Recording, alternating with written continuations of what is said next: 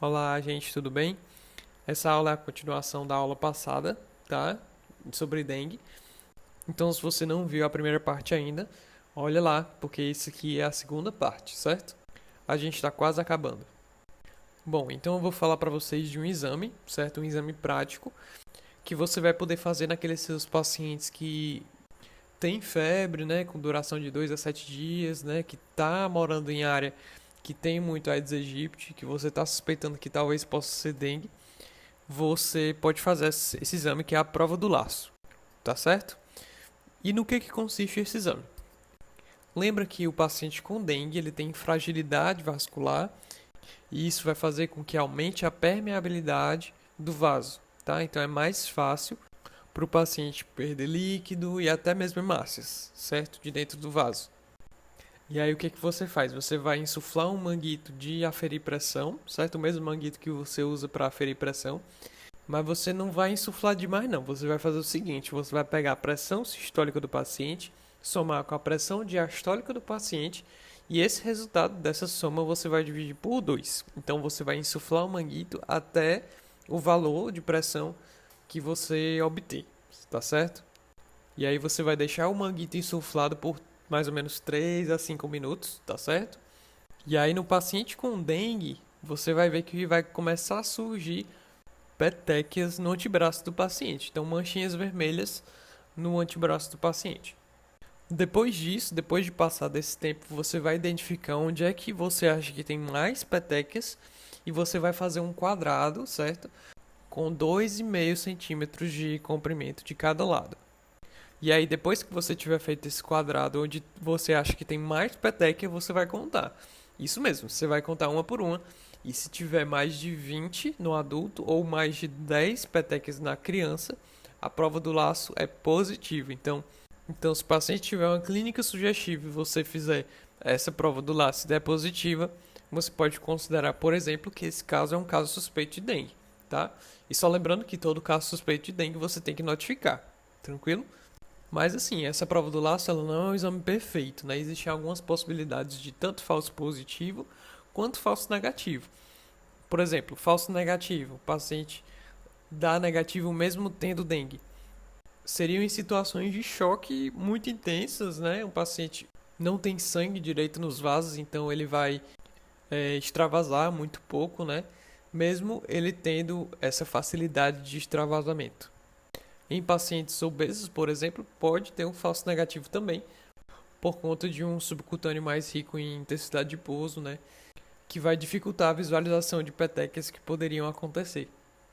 Da mesma forma, o paciente ele pode ter um falso positivo, né? Ele ter a prova do laço positiva, mesmo sem ter dengue, nos casos em que ele tem alguma predisposição genética ou circunstancial a sangrar que não seja dengue, né? Por exemplo, algum distúrbio na hemostasia sanguínea, por exemplo.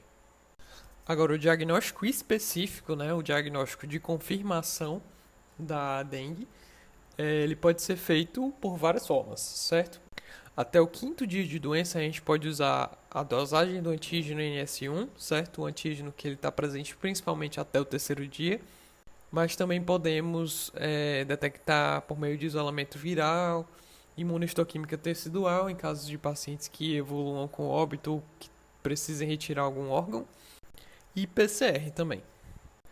A sorologia, né, o famoso IgM, IgG de dengue, só vai estar presente a partir do sexto dia, certo? Então não adianta pedir muito a sorologia antes do sexto dia. Tranquilo? Por último, o tratamento da dengue, se eu fosse resumir para vocês, era isso aqui, tá?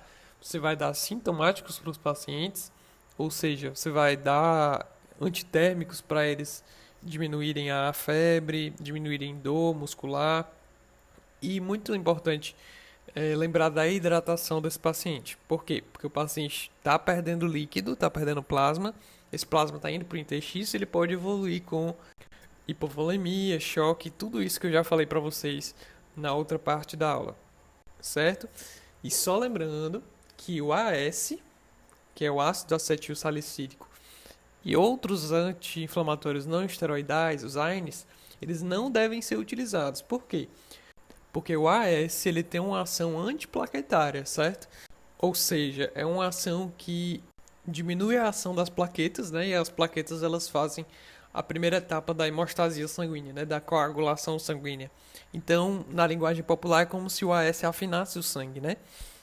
E aí, nesse caso, você dá um remédio que prejudica a coagulação nesses pacientes que já tem uma fragilidade capilar, que já tem uma propensão a sangrar, que já tem uma propensão para perder líquido, não é uma boa ideia, certo?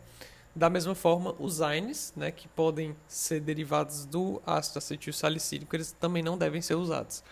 Inclusive, nem em outras arboviroses, nem em Zika, nem em chikungunya, nem em qualquer outra arbovirose, você deve usar AS ou usar AINES, porque todas elas são muito parecidas. Então, a chance de você suspeitar de uma doença e ser outra é uma chance considerável, né?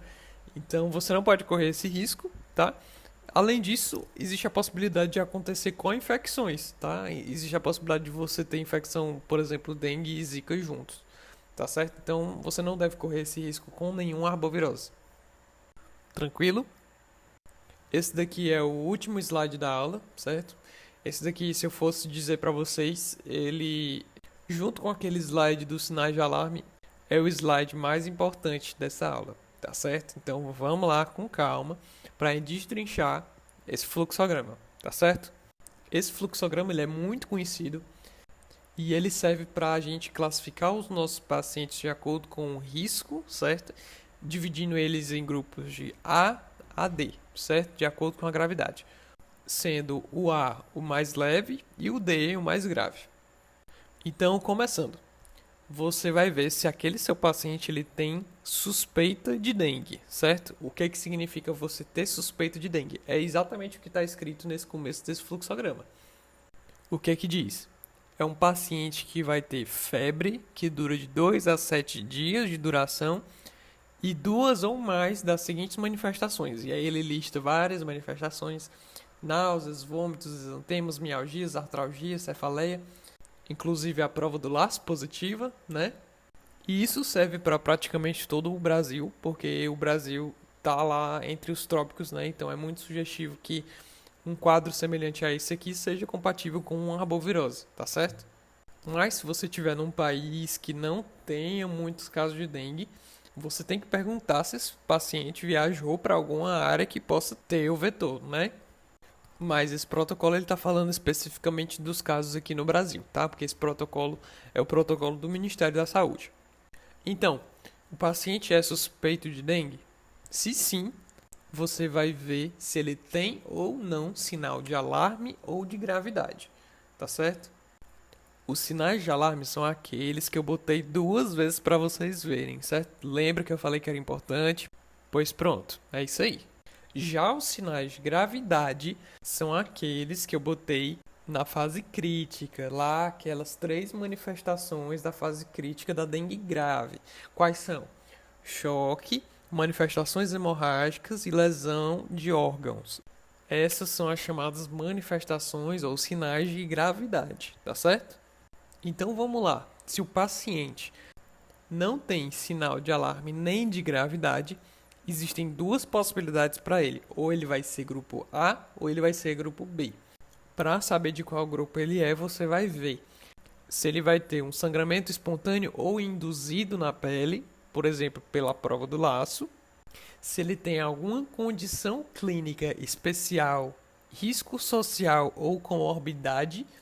E aí essa lista com todas essas condições clínicas de risco social e comorbidades estão aqui embaixo, nesse box ali chamado Condições Clínicas Especiais e ou Risco Social ou Comorbidades.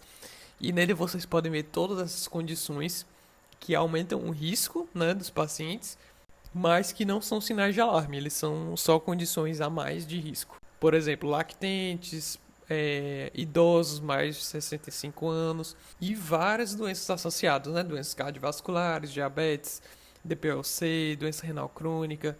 Então, assim, importante vocês lerem isso aí também para vocês ficarem sabendo. Se não teve nenhuma dessas condições e se ele também não teve nenhum sangramento espontâneo de pele ou induzido pela prova do laço, você vai classificar ele como grupo A, tá certo? Já se ele teve qualquer uma dessas coisas, você vai chamar de grupo B. No paciente que é do grupo A, você vai fazer um acompanhamento ambulatorial. Você vai mandar ele para casa, vai dar todas as orientações para ele, para se hidratar, não pode usar AS, não pode usar nenhum AINE, pode tomar paracetamol, pode tomar dipirona, mas AINE não. Beleza? E aí você vai orientar para ele, olha, você está com dengue, você não tem sinais de gravidade, você está indo bem, mas se por acaso aparecer qualquer um desses sinais, e aí você explica para o paciente quais são os sinais de alarme, quais são as coisas que ele deve se preocupar. Se você sentir qualquer uma dessas coisas, você volte aqui no nosso serviço para a gente lhe observar, tá certo? Então, assim, despacha ele para casa, mas não tranquiliza totalmente não, deixa o paciente vigilante, né, para se aparecer alguma coisa de alarmante, que ele procure de novo o serviço de saúde. Já no grupo B, o mais seguro é você não mandar para casa direto, o mais seguro é você deixar ele em observação, solicitar uns exames laboratoriais para ele, ver como é que ele evolui, para ver se ele não evolui com gravidade, e aí, depois de algumas horas, você pode liberar o paciente de acordo com o resultado dos exames. E aí, só lembrando para os pacientes que são do grupo A e do grupo B, como são pacientes que não vão ficar muito tempo no hospital, eles vão logo para casa, a hidratação desse paciente deve ser feita por via oral, tá certo? Então, o soro de reidratação oral é muito importante nesses casos. Já se o paciente tiver sinais de alarme ou de gravidade, existem duas possibilidades para ele. Ou ele vai ser grupo C, ou ele vai ser grupo D. O grupo C é aquele paciente que tem sinais de alarme, mas não tem sinais de gravidade. Ou seja, ele tem sinais de alarme, mas ele não é classificado como dengue grave, porque ele não tem choque, não tem manifestações hemorrágicas, também não tem comprometimento grave dos órgãos, certo? E aí a diferença para eles é só que o grupo C ele deve ser acompanhado em leito de internação até ele se estabilizar, e aí ele pode ficar em enfermaria comum, enquanto o paciente com dengue grave ele deve ficar em leito de emergência. E, se necessário, UTI também. E aí, para esses pacientes, você vai monitorizar, você vai ver como é que está a questão hemodinâmica, a questão ventilatória, as disfunções de órgãos, se precisa, por exemplo, fazer uma diálise do paciente que tem insuficiência renal, pacientes que têm distúrbios hidroeletrolíticos, né, pacientes que têm distúrbios do sódio, do potássio, né, e tudo isso você vai acompanhar bem de perto nesses pacientes do grupo C e do grupo D, certo? Esses pacientes necessitam de cuidados mais intensivos, tranquilo? E aí, no caso, esses pacientes eles também devem receber hidratação, assim como os pacientes do grupo A e do grupo B.